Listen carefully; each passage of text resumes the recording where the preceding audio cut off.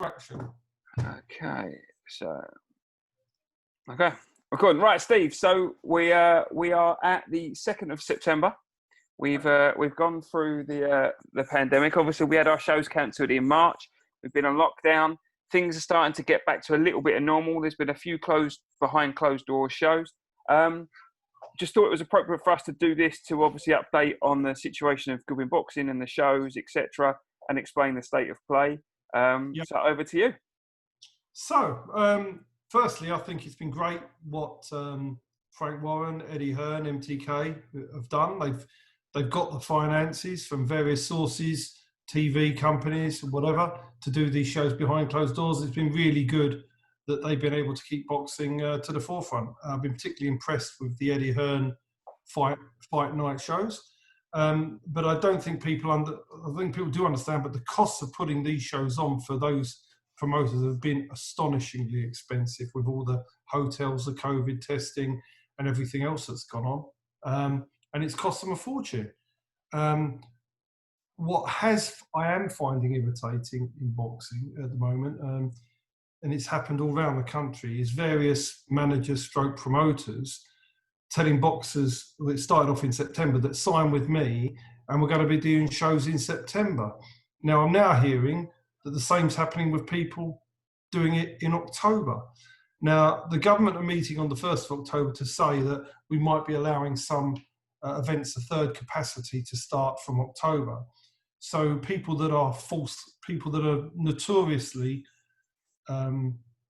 lighter boxers and make false promises are out doing their rounds again, telling them that there's these shows coming up and everything else. And I was speaking to 2 or 3 other managers today who are all as peed off as I am, that these people are going around and doing their usual false promises and misleading boxers, when those of us that are realistic and don't want boxers training for things that aren't going to happen, are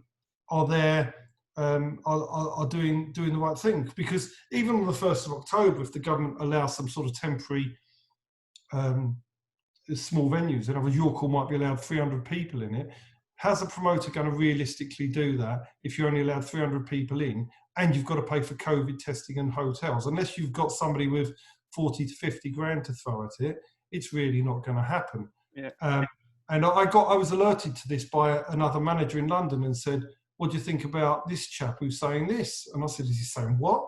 And you just think, what on earth are you doing this for? Because you're just going to raise people's hopes up falsely. And one thing we don't do here, and we're known for it, we tell the truth. We say it as it is. We don't tell people what they want to hear. We tell people what's real. And sometimes somebody will come along to our boxers, and we've had it before, and they'll tell them a load of bullshit.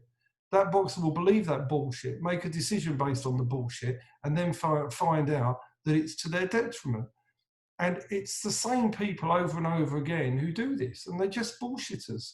To be saying that you're going to do a show in October in any part of the country, if you haven't got a fortune of money, how are the boxers going to even sell tickets? And there's not going to be enough revenue to justify the fights. The costs are still going to be just and also that 1st of October, Steve, if I understand it, again, we don't know until 1st of October, but I also understand this third capacity thing is potentially outside venues, not necessarily inside venues.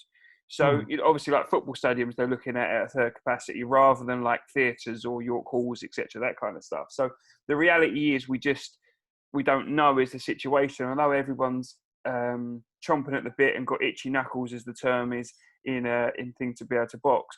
The reality is, until the government give the go-ahead to, relax his social distancing and allow a big crowd, it's, Goodwin Boxing isn't able to run a show effectively.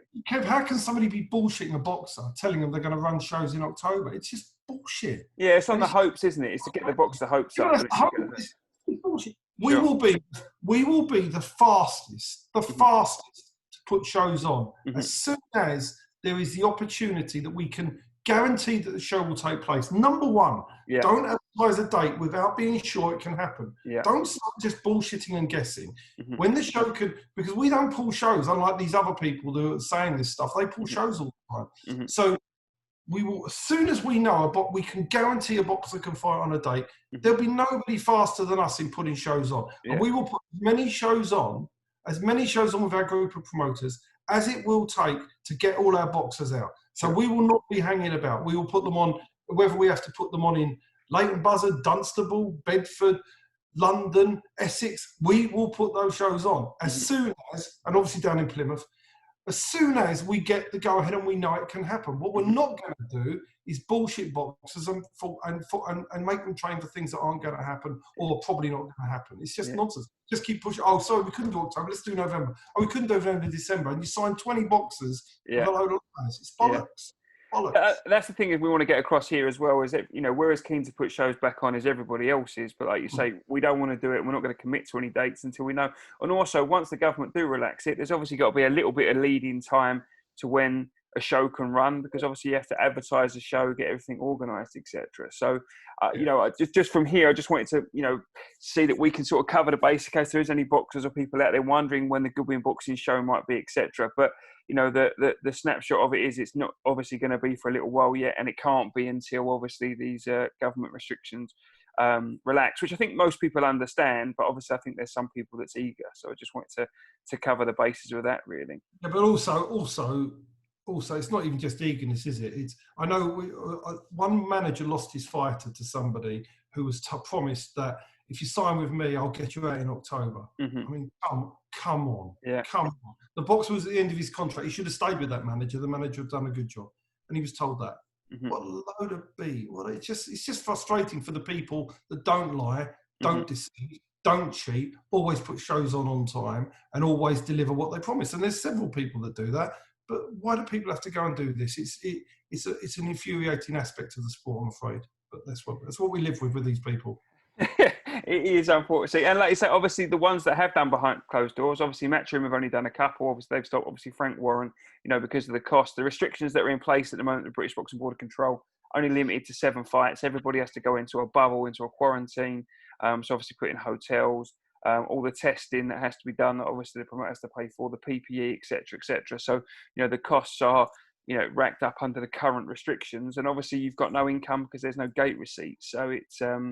that's anybody with half a brain is going to realise, is going to get that. So it's just, but you see, what you've got to look at, the funding that MTK, Frank Warren, and Eddie Hearn have got, and Mick Hennessy, by the way, as well, with his Channel 5 show. The funding they have is, they are the only people with that funding. Nobody else out there has that funding. So if anybody else other than those 4 people are confidently announcing they're going to be doing shows in the next 5 weeks or whatever it is, you need to treat those comments with the contempt that they deserve. Sure. Take it with a pinch of salt is the thing. How do you think it will play out for the rest of the year, Steve? Do you think you'll see more behind closed doors? What do you think will happen? Because obviously Matchroom did 4, but obviously, you know, there's talks of them doing other ones, but obviously they're not necessarily going to run it. Obviously, now coming into the winter, that kind of leaves the outside venues not being able to do it. So, you know, obviously Warren's with PT Studios was... It seems to be with the lockdowns that the government are still putting on, despite the people in hospital being substantially lower, that they are still very, very, very worried about a second wave. And they are still concerned about big public gatherings, aren't they? And they're still there at the moment, and they're talking, how on earth are they're not going to allow big public gatherings. So for the foreseeable future, their shows are going to be behind closed doors. And then, you know, there may be that, you know, they may allow 300 people in 1,000 as they did it at the snooker. That may be allowable, but you've got to also remember that if you go to watch snooker and you put 300 people in the crucible who are sitting there calmly, sitting in their chairs, socially distanced apart with masks on, and then they walk out, that's a bit different than somewhere like your court where people are getting all excited, shouting and screaming when people are throwing punches. Sure. Yeah. It's a totally different thing. So I would imagine that the last sport that will be authorised would be boxing. Now, I know that Frank was trying to do the Dubois Joyce at the O2 in October, wasn't he? And but with all the talk about Dubois fighting other people, that fight seems to have now sort of been forgotten it's happening. So that indicates that they don't believe they're going to be doing the O2 in October. So, well, I think the promoters are doing the best job they can, and I think boxing owes a sense of thing to Frank, to Mick, to MTK. You know, be honest with Eddie as well, keeping it all going.